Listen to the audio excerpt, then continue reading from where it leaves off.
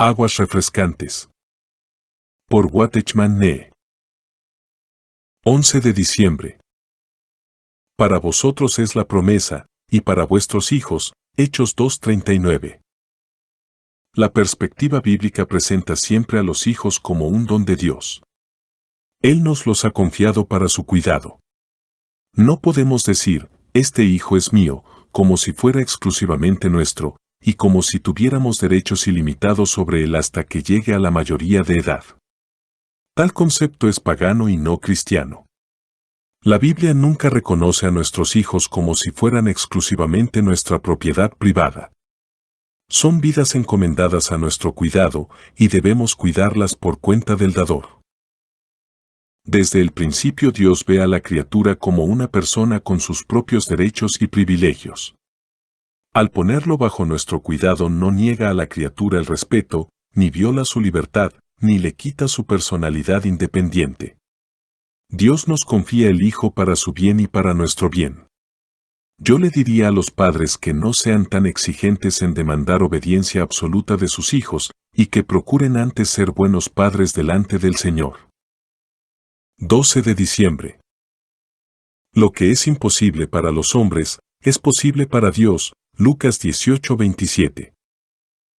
Jesús acababa de decirles que si bien era absolutamente imposible que un camello pasara por el ojo de una aguja, era aún más imposible que un hombre rico entrara en el reino de Dios. Nosotros los creyentes somos todos como camellos, ya sea grandes o pequeños, pero camellos al fin. De manera que cuando Pedro oyó esta declaración quedó muy preocupado. Si para obtener la vida eterna debemos realizar tan complejas contorsiones, entonces, ¿quién podrá ser salvo? ¿Tendremos todos la necesidad de empobrecernos para ser salvos? El Señor Jesús respondió al problema de Pedro con una sola frase. Lo que es imposible para los hombres es posible para Dios. Lo que estaba mal en el joven rico no era tanto su riqueza, sino el hecho de que se fue triste. ¿Por qué no pidió la gracia del Señor? ¿Por qué no le pidió a Dios que hiciera lo imposible con él? El fracaso del hombre no es debido a su debilidad, sino a su falta de voluntad para que Dios le libre. 13 de diciembre. Oh, si él me besara con besos de su boca. Porque mejores son tus amores que el vino, Cantar de los Cantares 1:2. Un beso es un acto de entrega de corazón, total y personal. Significa que toda la atención está centrada en esa persona. Nadie puede besar a dos personas al mismo tiempo. Por supuesto, siempre puede haber un beso hipócrita como el de Judas o la salutación formal que Simón el fariseo se olvidó de dar a Jesús, pero no tienen lugar en este contexto. Las palabras son de uno cuyo corazón ha sido cautivado por el Señor y que olvida toda otra persona en este acto de devoción que hace del Señor su todo. Tales personas anhelan la más íntima comunión con Dios. El beso del perdón que le dio el Padre al Hijo pródigo fue dulce, pero esto es algo más. Es la respuesta del Señor a la devoción de un corazón que descubre que su amor excede a todo lo demás en la vida. 14 de diciembre. Pida con fe, no dudando nada. Santiago 1:6. Una vez un amigo mío tenía urgente necesidad de obtener $150. En aquella época vivíamos en una aldea ribereña y las lanchas no hacían el servicio los días sábado y domingo. Ya era sábado y necesitaba el dinero para el día lunes. Oró a Dios y sintió seguridad de que el dinero llegaría el lunes. Al salir a predicar el Evangelio se encontró con la persona que limpiaba los vidrios de su casa, quien le recordó que le debía $1 por trabajo efectuado. De manera que le pagó, y se quedó tan solo con $1 en el bolsillo. Un poco más adelante se encontró con un mendigo quien le pidió una limosna. El último $1 que le quedaba le parecía muy precioso, pero sintió que se lo debía dar al mendigo. Al salir el $1 de su bolsillo el Señor entró. Se sintió muy feliz sin tener en qué o en quién confiar, sino solo en Dios. Volvió a su casa y durmió en forma muy apacible. El domingo estuvo muy ocupado como siempre en el servicio de Dios. Llegó el lunes y le llegaron los $150 por vía telegráfica, a pesar de ser este un medio muy costoso para transferir dinero. Quizás Dios no llegue temprano, pero nunca llega tarde. Siempre está perfectamente a horario. 15 de diciembre.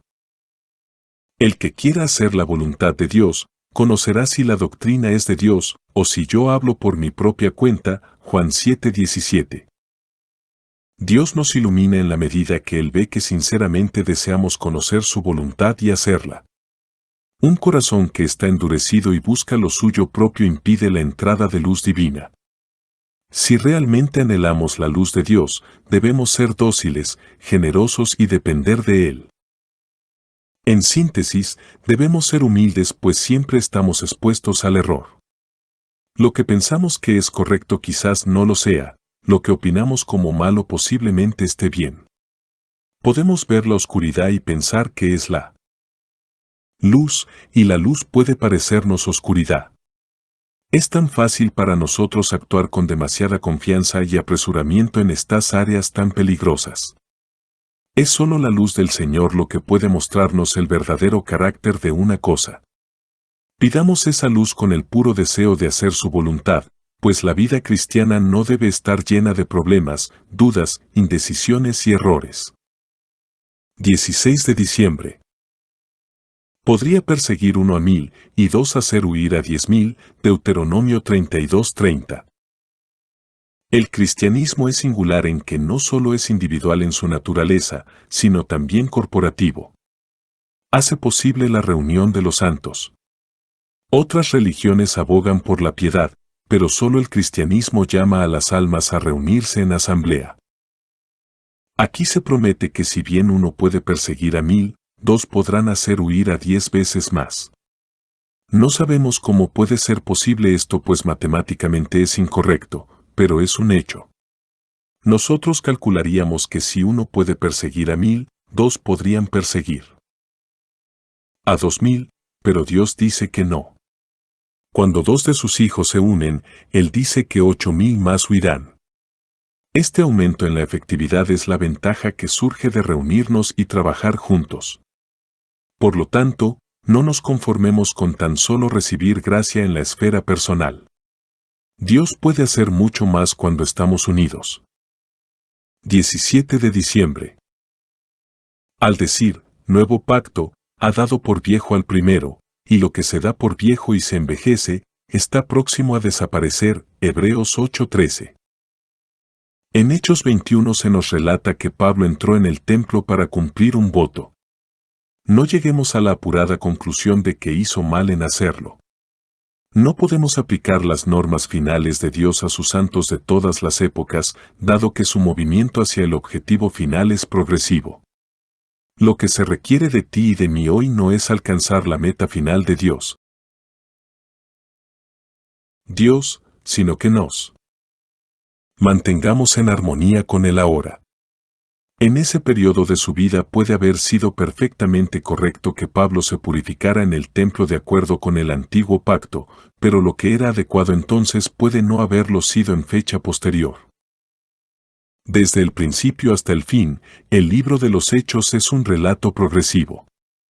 Aun cuando el relato se cierra en el capítulo 28, el movimiento del Espíritu no cesa. La corriente sigue fluyendo a través de distintas generaciones, y todo el tiempo Dios está levantando a aquellos que harán su contribución específica a cada etapa de su avance. 18 de diciembre. Ella dijo, tu sierva ninguna cosa tiene en casa, sino una vasija de aceite. Segunda Reyes 4:2.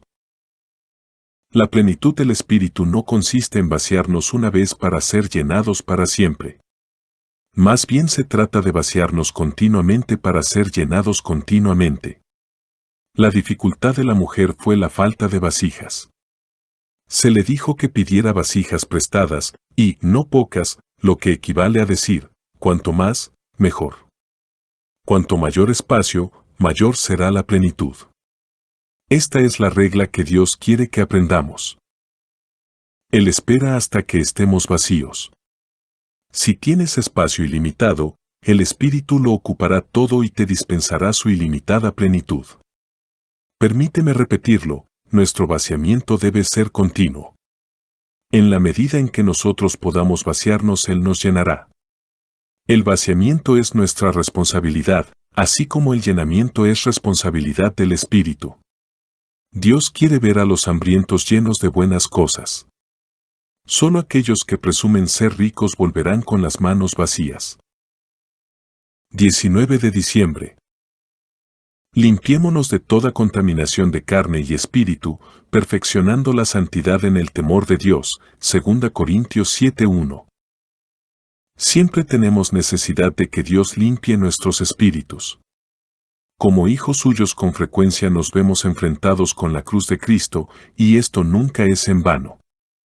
Cada vez que tomamos conciencia de un nuevo defecto en nosotros y lo reconocemos, a veces con mucho dolor, somos limpiados una vez más y nuestros espíritus son purificados. Si el Espíritu del Señor rechazara a cada hombre que tiene un defecto, la cosa sería mucho más sencilla. Sería fácil trazar una línea entre lo que es de la carne y lo que es del Espíritu. El problema se complica porque Dios no siempre nos rechaza de inmediato, aun cuando nuestro espíritu no es puro y la carne está muy activa. Él nos utiliza a pesar de esto, y en la próxima oportunidad nos lo hace ver y nos conduce a la cruz donde hallamos el remedio. A pesar de que el Señor nos utiliza, pongamos cuidado de no perder de vista nuestra impureza. Cuanto más nos usa el Señor, mayor disposición debe haber en nosotros para someternos voluntariamente a su obra purificadora. 20 de diciembre. Yo he oído tu oración y he visto tus lágrimas. 2 Reyes 25.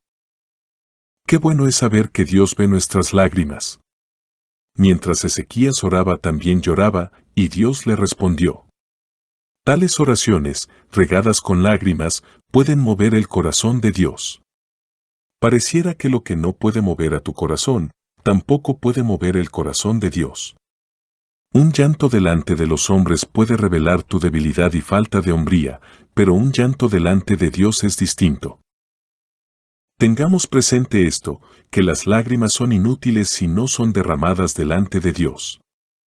Hay personas que son propensas a llorar, pero si el llanto de un hombre solo expresa compasión por sí mismo, no producirá resultados positivos. Por otra parte, las lágrimas acompañadas de la oración son efectivas. Por lo tanto, cada vez que lloramos de tristeza, ¿por qué no agregamos la oración?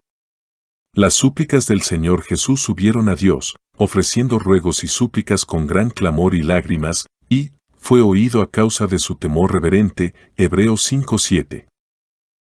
21 de diciembre. Tengo contra ti, que has dejado tu primer amor. Apocalipsis 2:4. La expresión primer amor no solo refiere a primacía en tiempo sino también en calidad. La historia del regreso del hijo pródigo al hogar relata que el padre ordenó sacar el mejor vestido para reemplazar los harapos del penitente. La palabra empleada es la misma y el primer amor es el mejor amor. La tragedia de esta iglesia en Efeso es que había dejado, o se había apartado, de aquella devoción que le había dado al Señor el primer lugar en sus afectos. Sin embargo, había una esperanza. No siempre es posible recuperar lo que se pierde, pero siempre nos queda la posibilidad de regresar a la posición de la cual nos hemos extraviado. El Señor llama a todos los que nos hemos extraviado a regresar a la experiencia de amarle por sobre todas las cosas, de regresar a nuestro primer amor. 22 de diciembre. Confesando que eran extranjeros y peregrinos sobre la tierra. Hebreos 11:13. ¿Qué significa ser un extranjero y un peregrino? Permítanme emplear una ilustración. Durante mi estadía en Inglaterra poco antes de la crisis de Múnich observé a la gente preparándose para la guerra, cavando trincheras, construyendo refugios y distribuyendo máscaras contra los gases tóxicos. Mis sentimientos esos días eran totalmente distintos a los de los ingleses. Los observé preparándose para la guerra hasta que se firmó el Tratado de Paz. Esa noche muchos no pudieron dormir. cantaban y gritaban. ¿Pero cuál fue mi reacción? Observé inmóvil mientras se preparaban para la guerra, los miraba fríamente. Ahora, cuando se regocijaban por la paz, también los miraba con frialdad. Yo era un viajero. Pronto seguiría mi camino. En su tristeza y en su gozo, yo solo era un observador. Así me di cuenta lo que significa ser un peregrino. Mi actitud hacia Inglaterra era neutral. Deseaba su bien y esperaba que tuviesen paz, pero mis intereses estaban en otra parte. 23 de diciembre. Eres bella, amiga mía, como Tirsa, igual que Jerusalén tu hermosura, terrible como escuadrón a banderas desplegadas, Cantar de los Cantares 6:4. En la esfera celestial, los creyentes disfrutan de su unión con Cristo, pero en esa misma esfera reciben los ataques de las fuerzas enemigas. Dios nunca quiso que los creyentes poseyeran tan solo la hermosura celestial, sin tener el vigor espiritual para pelear sus batallas. Las banderas desplegadas denotan victoria. Son solo los derrotados quienes deben arriarla. El pueblo amado de Cristo está destinado a hacer un impacto en los cielos, marchando en forma triunfante como un ejército. Sin embargo, paralelamente es comparado a Tirsa, un lugar famoso por su belleza y que es agradable como Jerusalén, la ciudad de Dios. No hay contradicción alguna. La iglesia que para Dios es hermosa, será un terrible desafío para sus enemigos. 24 de diciembre. No tenemos un sumo sacerdote que no pueda compadecerse de nuestras debilidades. Hebreos 4:15. ¿Por qué no entró nuestro Señor en este mundo ya como un hombre maduro? ¿Por qué fue necesario que fuera concebido como un bebé, ser criado y cuidado, hasta que gradualmente llegó a ser un adulto? ¿Por qué estuvo obligado a pasar por 30 años de sufrimiento? ¿No podría haber realizado la obra de la redención viniendo al mundo y siendo crucificado 3 días después? La respuesta es que sufrió la disciplina y la adversidad, la frustración y la desilusión, para poder identificarse en simpatía conmigo y contigo. Simpatía significa compasión, o, sufriendo juntos.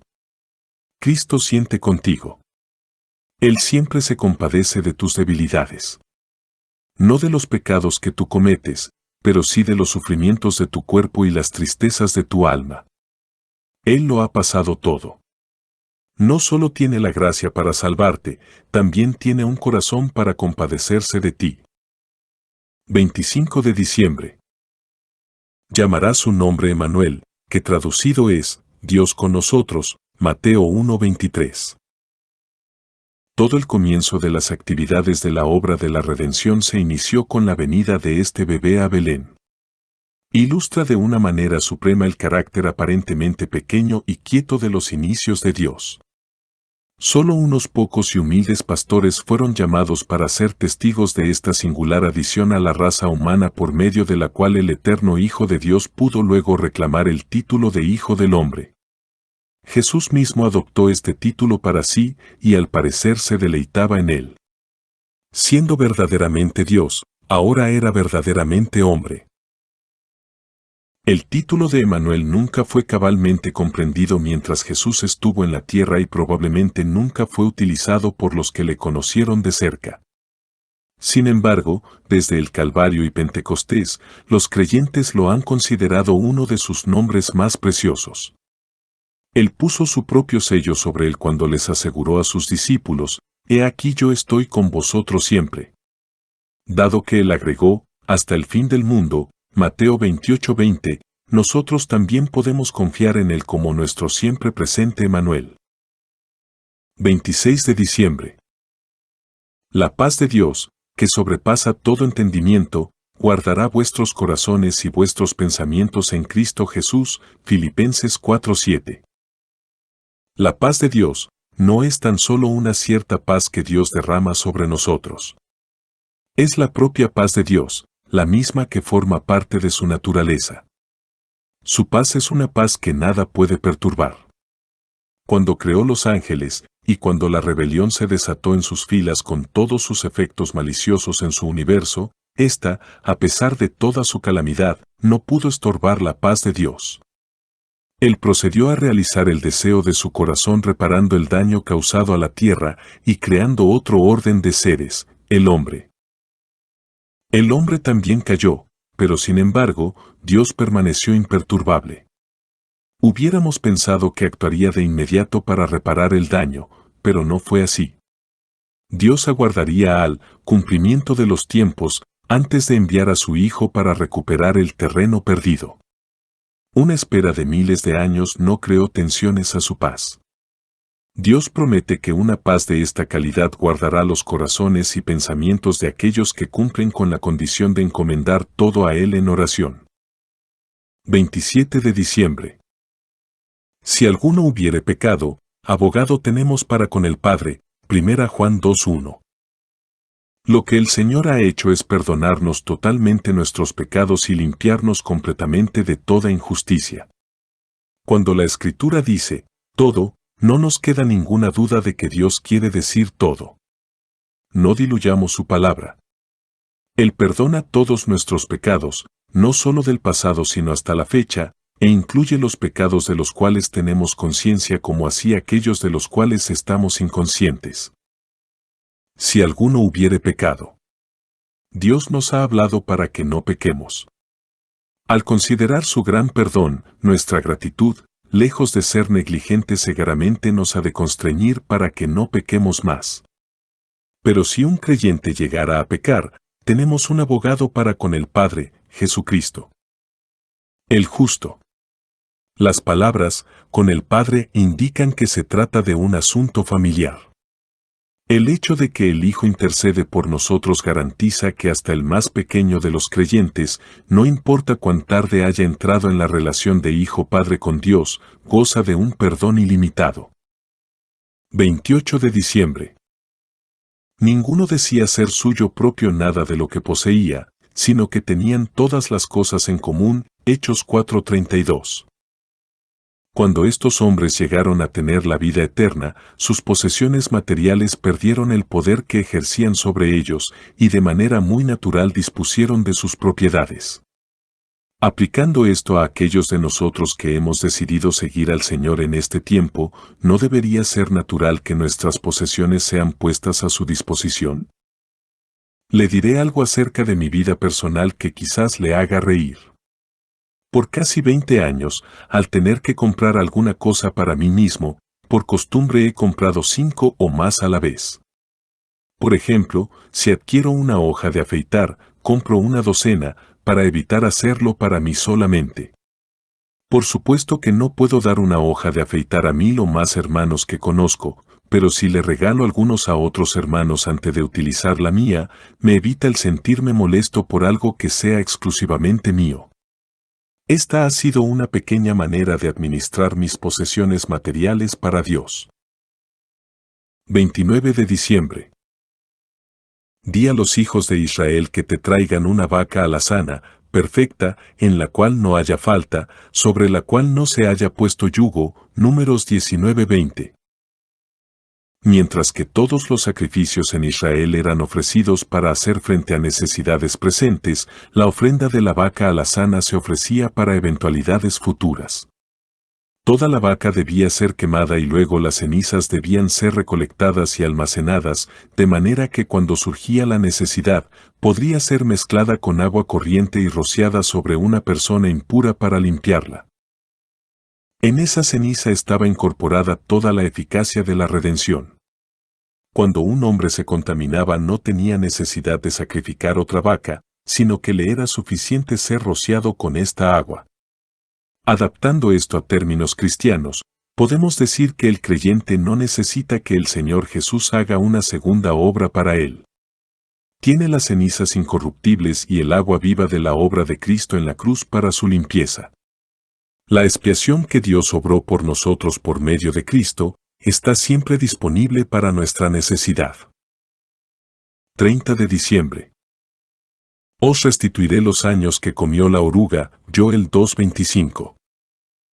¿Se duelen nuestros corazones por los años que hemos malgastado neciamente?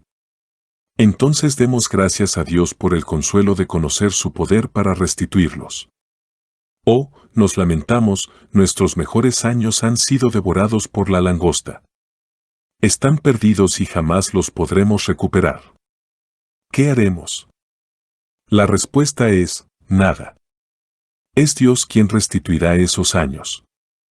En cuanto al tiempo malgastado, una década de nuestro tiempo perdido puede no haber valido más de un día a los ojos de Dios, pero si de aquí en más redimimos el tiempo empleándolo para Dios, entonces un día puede llegar a ser igual en valor a 1000 años.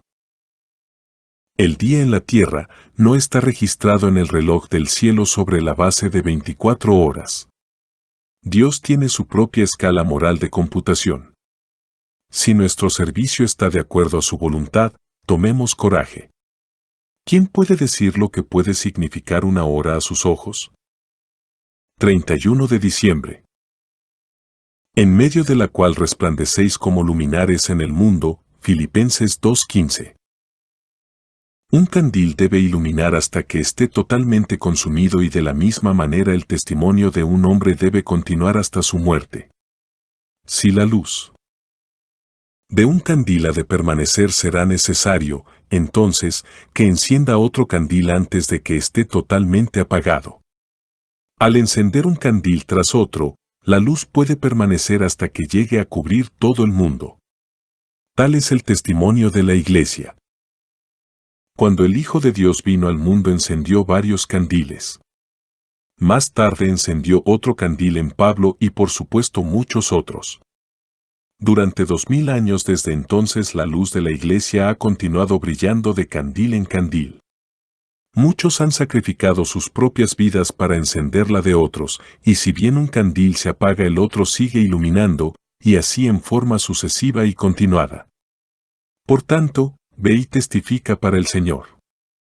Que su testimonio ilumine en la tierra de manera incesante. Asamblea en Santo Domingo Este. Escrito por el hermano Watchman Nee en el año 1951. Para más información comuníquese con este número de WhatsApp.